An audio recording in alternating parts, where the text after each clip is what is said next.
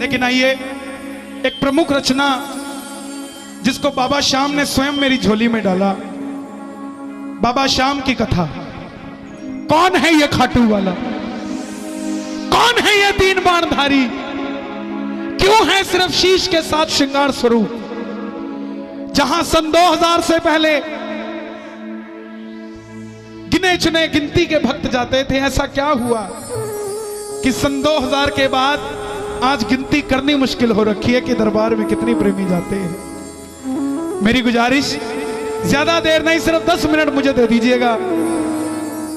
कभी भी दरबार में जाओगे खाटू वाले के तो समझ जाओगे दरबार में हमने करना क्या है। ये बिना वहम का देवता है, सिर्फ एक मंत्र है, ओम श्री श्याम देवाय नमः। दूसरा कोई तंत्र मंत्र इसके दरबार में ना है, ना कोई काम करता है। जिसके घर में इसकी पूजा है उसके घर का ब्राह्मण भी यही है, उसके घर का सयाना भी यही है, उसके घर का मार्गदर्शक भी यही है, उसके घर का मुखिया भी यही है, उसके घर का सब कुछ यही है साहब। क्यों है, क्या है ये? सिर्फ 10 मिनट मुझे दे दीजिए। मेरी हाथ जोड़कर विनती आपसे, जिसने उठकर जाना है अभी चला जाए, मगर इस 10 मिनट के बीच में कोई ना जाए। मेरी हाथ जोड़कर विनती। मौलवी जी आप भी जरा ध्यान रखिएगा। सुनो सुनाए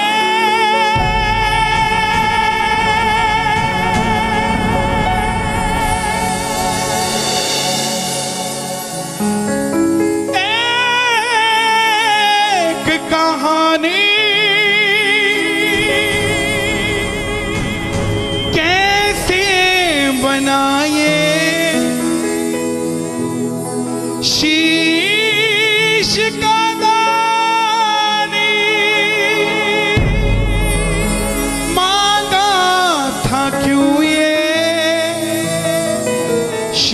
दान में कृष्ण ने क्यों कहलाए अमर दानी।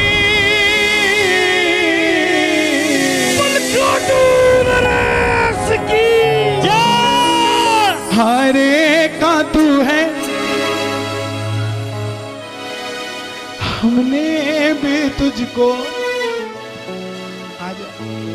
नहीं और सहा जाए, अब बोल कहाँ जाए, नहीं और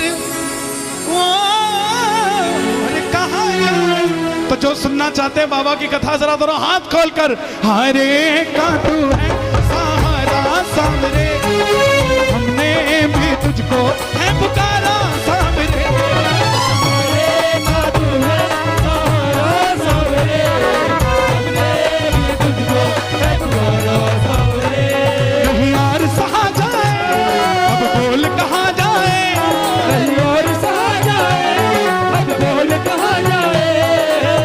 नहीं नहीं नहीं नहीं और सहा जाए, अब बोल कहाँ जाए, नहीं और सहा जाए, अब बोल कहाँ जाए। बोल खाटू नरेश की। ये कथा शुरू होती है महाभारत के उस युद्ध से, जो युद्ध हुआ पांडवों और कौरवों के बीच।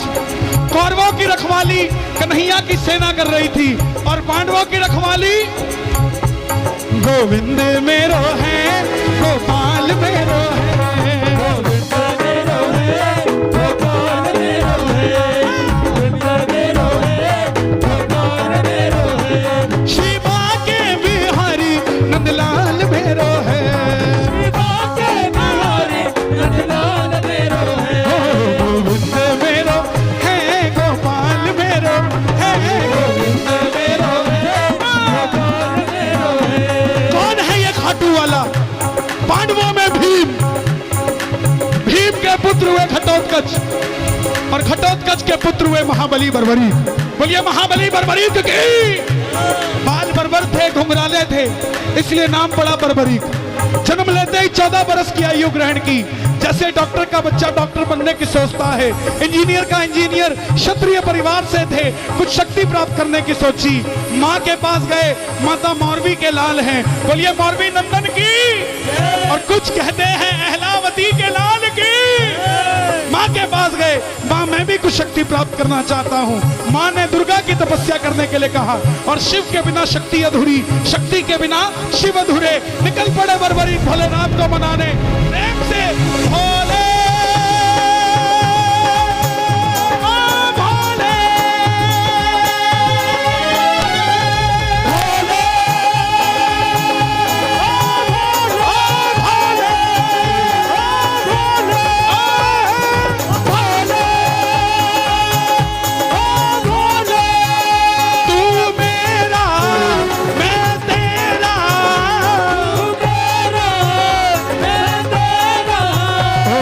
शाम से मिला दे बाबा, शाम से मिला दे, शाम से मिला दे बाबा, शाम से मिला दे। और माँ दुर्गा की तपस्या से 3 बाण ऐसे प्राप्त किए जिससे तीनों लोग जीत सकते थे।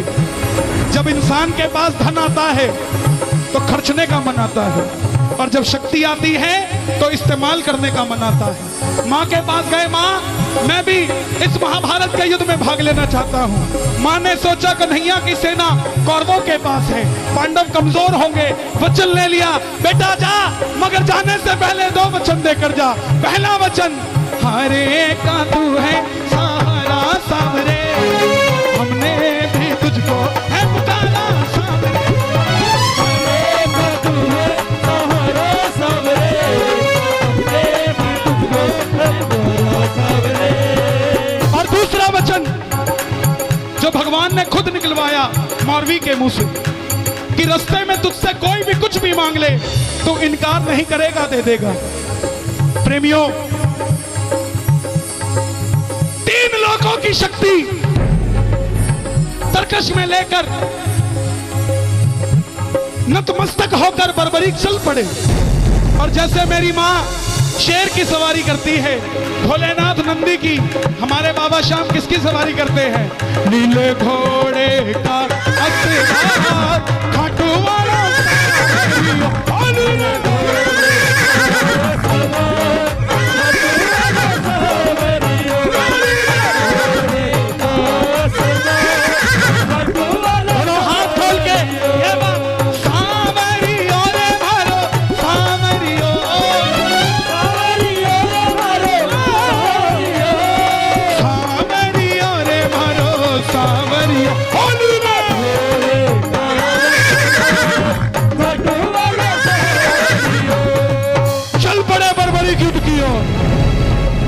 दिशाएं हिल उठी, तीनों लोग हिल उठे।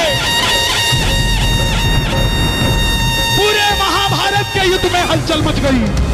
कौन आया ये 14 साल का बच्चा नीले घोड़े पे सवार होकर युद्ध की ओर बढ़ता जा रहा है? दुर्योधन ने देखा, भीष्म ने देखा, किसी को समझ नहीं आई, मगर अर्जुन ने कन्हैया से गुहार लगाई, माधव देख कर आओ ये कौन है। ये लड़ेगा तो बाद में, इसको देखते ही मुझे यूं लग रहा है कि मैं युद्ध हार गया। बोलिए 3 बाणधारी की। कन्हैया अर्जुन की बात सुनकर ब्राह्मण का रूप धारण कर कर गए। बोले हे बर्बरीक, कहां जाते हो? बर्बरीक बोले प्रभु मैं इस महाभारत के युद्ध में भाग लेने जा रहा हूं। ब्राह्मण देवता बोले बेटा कहां युद्ध में मरने जाता है इतनी छोटी सी उम्र में? बर्बरीक बोले प्रभु जिनके हौसले बुलंद होते हैं वो उम्र नहीं देखा करते, निकल पड़ते हैं। ब्राह्मण देवता बोले बेटा इतने बड़े बड़े योद्धा हैं वहां, युधिष्ठिर, दुर्योधन, भीष्म पितामह, द्रोणाचार्य, ऐसी कौन सी शक्ति है तेरे पास?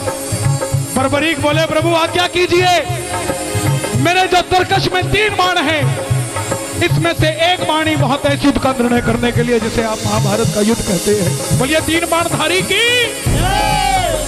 ब्राह्मण देवता बोले बेटा बातें करनी आसान है, साबित करके दिखाओ। तब माने।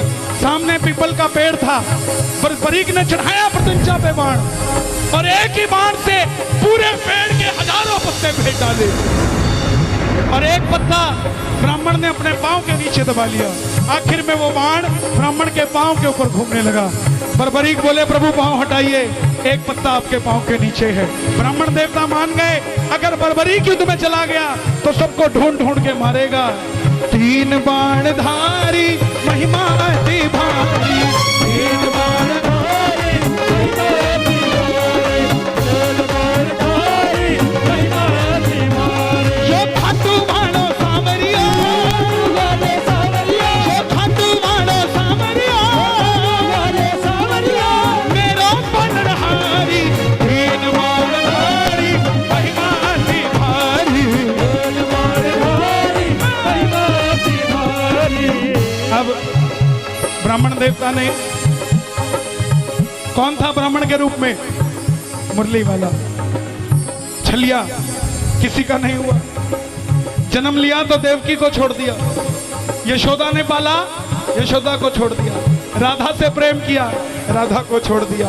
ब्रज में रहा, ब्रज को छोड़ दिया। रिश्तेदारों को आपस में लड़ा के छोड़ दिया, किसी का नहीं हुआ। बोले बर्बरीक किसका साथ दोगे? बोले प्रभु मैं अपनी माँ को वचन देकर आया हूं, हारे का सहारा, जो हारेगा उसका सहारा। बोले ये कैसा वचन दे दिया? अगर तू पांडवों की तरफ हुआ तो कौरव हारने लग जाएंगे तो तू कौरवों की तरफ हो जाएगा, अगर कौरवों की तरफ हुआ तो पांडव हारने लग जाएंगे तो तू पांडवों की तरफ हो जाएगा। इससे तो युद्ध का निर्णय नहीं निकलेगा। प्रेमियों, बर्बरीक ने हाथ जोड़ दिए, हे ब्राह्मण देवता मेरा मार्गदर्शन कीजिए। ब्राह्मण देवता के मुख से आवाज आई, हे बर्बरीक, सुन लेना प्रेमियों, हे बर्बरीक, कलयुग में इस धरती के कल्याण के लिए एक शीश का दान चाहिए, और वो शीश का दान इस समय किसी 3 महाबलियों में से किसी एक का हो सकता है। और वो 3 महाबली कौन? या तो भगवान श्री कृष्ण, या अर्जुन, या बर्बरीक तुम। महाभारत अर्जुन के बगैर भी कुछ नहीं, और कन्हैया के बगैर भी कुछ नहीं। और तीसरा कौन? महाबली बर्बरीक। जैसे ही ब्राह्मण देवता बोले शीश का दान चाहिए, बर्बरीक ने और कुछ नहीं सोचा, तलवार निकाली, प्रभु शीश का दान दिया जाएगा। मगर जो शीश का दान मांग सकता है वो साधारण ब्राह्मण नहीं हो सकता। आप अपने असली रूप में आइए। और प्रेमियों, मेरे मोर मुकुट बंसी वाले ने अपना विराट रूप दिखाया। द्वारिकाधीश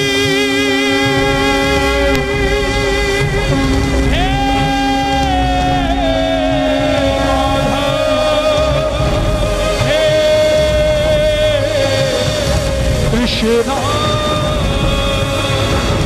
मांगा शीश का दान मुरली वाले ने, मांगा शीश का दान मुरली वाले ने। बर्बरीक ने निकाली तलवार, दे दिया शीश,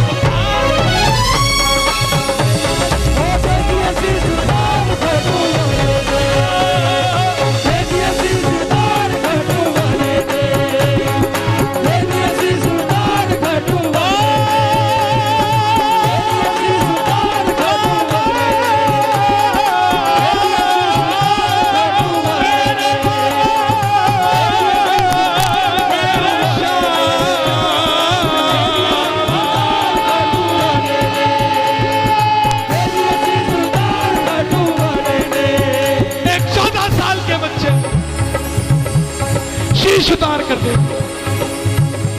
चाहता तो एक बाण में युद्ध खत्म करके अपने आप को शूरवीर कहलवा देता, मगर शूरवीर से ज्यादा जो दानवीर होता है भगवान अपने आप उसे शूरवीर बना देते हैं। शीश दान से पहले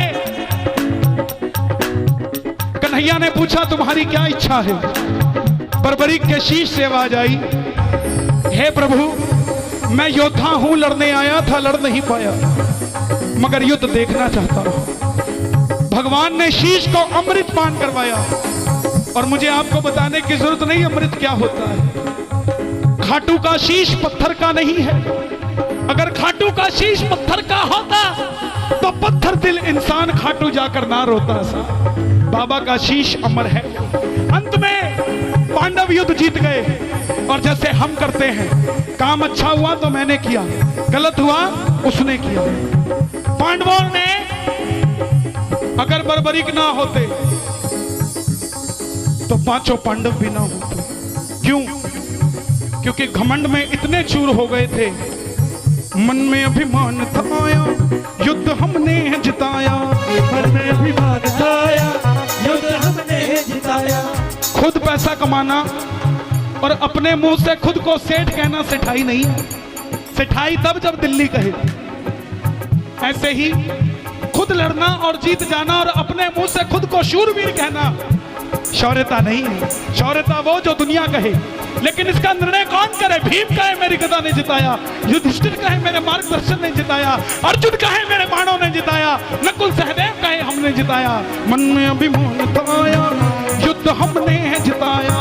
मन में अभिमान था आया, युद्ध हमने जिताया। तो चलो चले मुरली वाले के पास, चलो चले मुरली उठा लो दोनों हाथ, मुरली वाले के पास जा रहे हैं पांडव।